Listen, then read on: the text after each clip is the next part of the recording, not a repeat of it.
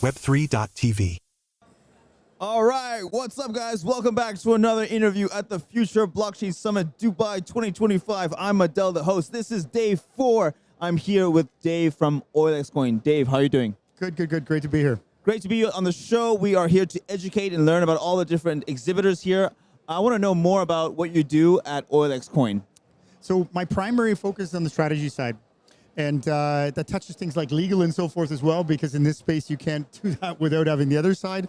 And basically, my personal focus is to ensure that the token, both from the conventional side of the business, if you like, so the oil and gas side, as well as the crypto piece, that basically we set the company up to be able to scale properly, incorporate all the different assets around marketing and whatnot. So it's the overlying strategy piece that I look at. Awesome. Good. So we know what your role is. Now, tell us a bit about OilXCoin. Yep. Who are your typical clients? Yeah, that's a really good question, because it's probably a little bit of a different answer. Is we see ourselves as being more of an entry token, and that's reflected in our numbers to date. So with the pre-sales that we've done now, because we're just going into secondary listings, we probably have about 90% of the people that have invested with us are not crypto people. They've never touched crypto before.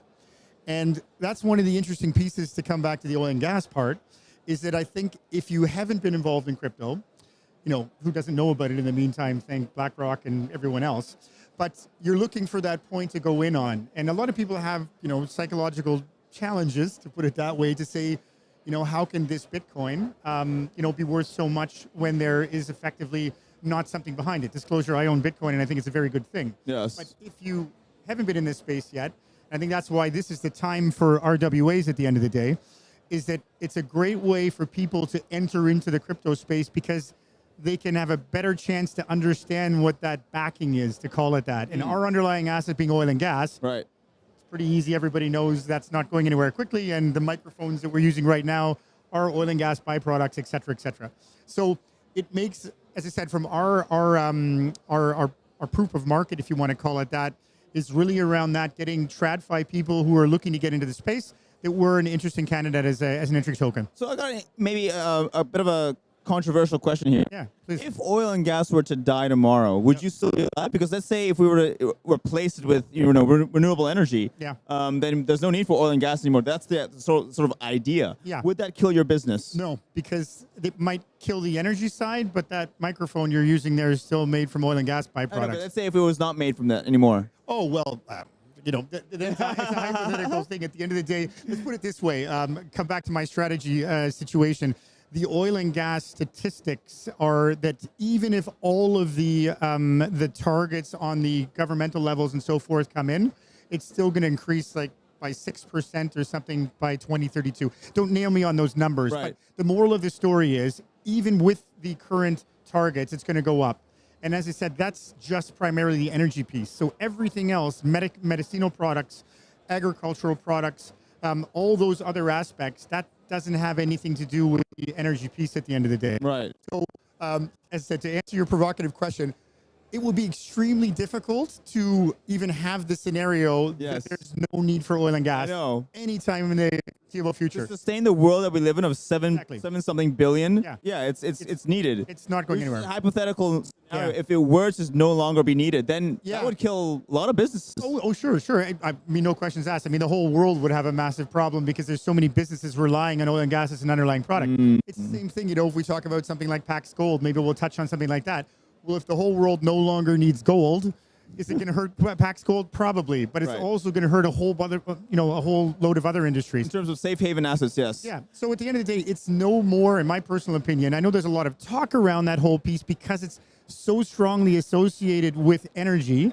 But that's the whole point. Is oil and gas is definitely not just about energy. It's got so many more things. But that dominates the narrative, especially if you're coming from the ESG side. Yes. So, to be honest, we aren't even looking at that scenario right now, because it's not to be blind. It's just because it literally, and I'll say that, it's not going to happen. It's not going to happen anytime soon. So, and then as with any other product, you've got to develop and move along as things go forward. So I don't see anything from a strategic perspective to be worried about for the very far foreseeable future. Going into 2026, which is just around the corner from us, what do you have planned that's in the roadmap that's something exciting you can share?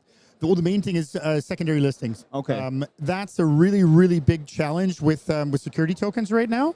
there's a lot of good things happening. There was actually just a couple of days ago a new alliance that was formed by a number of different exchanges in different jurisdictions, and those things help us as issuers in this space because there needs to be liquidity. To talk about the real crypto side of things, you need exchange to be able to trade on. Those exchanges need to have a liquidity. You need to have the jurisdictional approval from the regulators and so forth. Right. So for us, that's a huge point now. After getting our token in space, it's set up, it's on the blockchain. We've got a regulatory approval in Europe. So now the big point is to really get it out there so that people can trade it institutional retail on secondary markets. I look forward to it, and all the best to OilXCoin and your roadmap plans. Thank you very much. I wish you all the best. Thank you. All right, thank you for this interview. Appreciate it. Yep.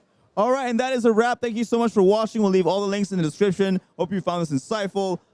Check them out. Please check out OilXCoin and Dave if you're interested in this kind of product. Thank you again. I'm Adele, the host, and I will see you next time. Cheers.